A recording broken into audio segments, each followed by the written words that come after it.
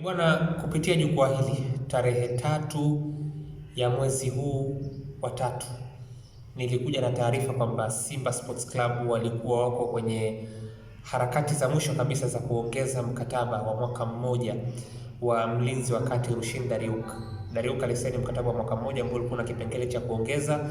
Hii taarifa kama ambavyo unaweza ukaona kwenye hiyo thumbnail ambayo nimekuwekea hapo, niliripoti mimi kwamba inatarajiwa kutokea tarehe 3 mwezi huu, na ndani ya siku 6 kwa maana ya tarehe 9 mwezi huu Rushin Deriuk akawa amesaini mkataba mpya, ama kile kipengele cha mwaka mmoja kikawa kimekuwa triggered pamoja na Yusuf Kagoma.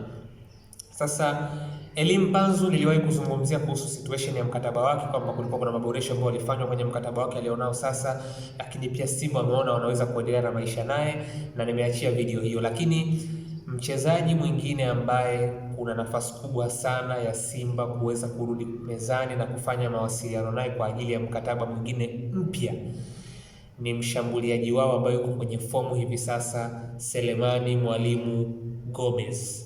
Simba watapush kujaribu kupata kandarasi ya kudumu na mshambuliaji wao ambaye yuko kwenye fomu hivi sasa, Selemani Mwalimu. Sababu za Simba kutaka kuifanya hii issue ya Selemani Mwalimu kuwa pale Simba iwe permanent zinakuja kutokea kwenye maeneo mengi. Kwanza, ndo mshambuliaji pekee kinara ambaye Simba wanaye hivi sasa ambaye wanaweza kumpata kwenye kikosi chao. Kuna changamoto ambazo zinaendelea kwa mtu kama Jonathan Soa, wengi mtakuwa mnalifahamu hilo.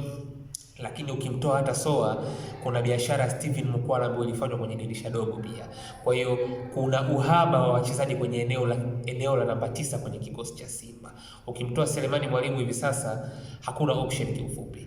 Wanaofanya kutumika pale, ukimtoa kijana mdogo Mwangosi ambaye hajakuwa ameshawishi mpaka sasa hivi, ni watu ambao wanafanya kutumika kama washambuliaji vivuli, kina Mpanzu, mara kuna muda Loemba, lakini unaona ni kama vile hicho kitu bado hakijaweza kuwapa Simba kile wanachokihitaji. Kwa hiyo huyo uliye naye unahakikisha unapambana kumshikilia. Sasa basi, mkataba wa Selemani Mwalimu uko vipi?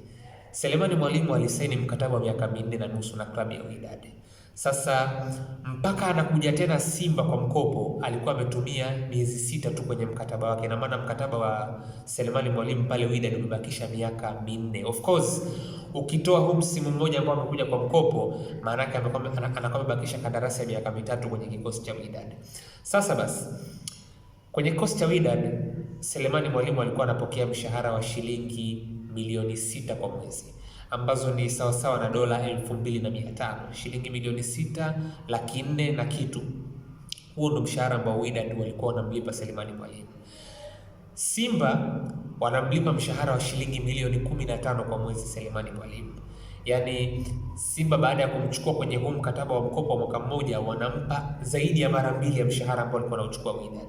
Wanamlipa shilingi milioni 15 ambazo zina translate sawa sawa na takriban dola 5,700 na kidogo. Hicho ndo kiasi ambacho Selemani Mwalimu anakipokea kwenye kikosi cha Simba, na signing fee ambayo Simba walimpa Selemani Mwalimu ni shilingi milioni 120 kwa huo mkataba wa mwaka mmoja. Hizo ni taarifa za uhakika ambazo mimi nilizipata wakati Selemani Mwalimu anakuja kujiunga na Simba kwa mkataba wa mwaka mmoja, kwa sababu nguvu ya Selemani Mwalimu kuja Simba kwa kiasi kikubwa sana, hii ilikuwa ni biashara ya bosi mwenyewe, kwa maana ya tajiri Mo Dewji. Yaani yeye ndo alitia mkono wake na kulazimisha hii biashara ifanyike. Mwisho wa siku ilibidi utumike ushawishi wake, na ndio maana Simba walijaribu kuifanya kama zawadi mwisho wa siku, lakini hiyo ndio situation ya Selemani Mwalimu. Sasa Simba wanataka kuhakikisha kwamba wanampa kandarasi ya kudumu Selemani Mwalimu. Situation ya Selemani Mwalimu sasa hivi hata huko Wydad imebadilika kwa kiasi fulani, kwa sababu aliyemleta Selemani Mwalimu Wydad alikuwa ni mwalimu ambaye ameshaondoka hivi sasa, Rulani Mokwena. Rulani Mokwena alivutiwa na Selemani Mwalimu toka akiwa Zanzibar, kabla hata hajakuja kwenye ligi ya Tanzania kuja kuichezea Fountain Gate. Macho ya Rulani Mokwena alikuwa amevutiwa na Selemani Mwalimu tokea huko, na huyu ndo ambaye alimsajili Selemani Mwalimu katika kikosi cha Wydad. Sasa basi, Rulani Mokwena amemove on tangu pale, amepita MC Alger, sasa hivi ameingia Libya.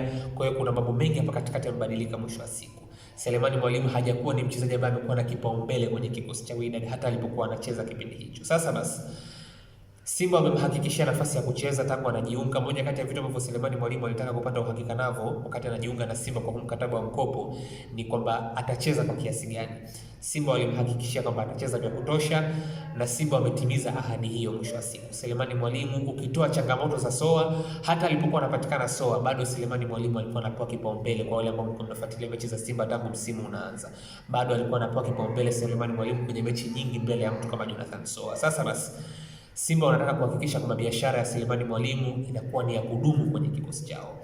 Makadirio ni kwamba Simba wanataka kuweka dau lisilopungua shilingi milioni 20 kama sehemu ya package ya mshahara wake kwa mwezi, lakini signing fee inaweza isipungue shilingi milioni 200 ili kuweza kufanya hii biashara iwe ni ya kudumu baina yao na Selemani Mwalimu Gomez. Kwa hiyo kuwa macho na hili. Mimi sithibitishi chochote, lakini ninachoweza kukwambia ni kwamba Simba wanapambana behind the scene kuhakikisha kwamba mshambuliaji wao kinara na ambaye yuko kwenye form kwa wakati huu anasalia kwa mkataba wa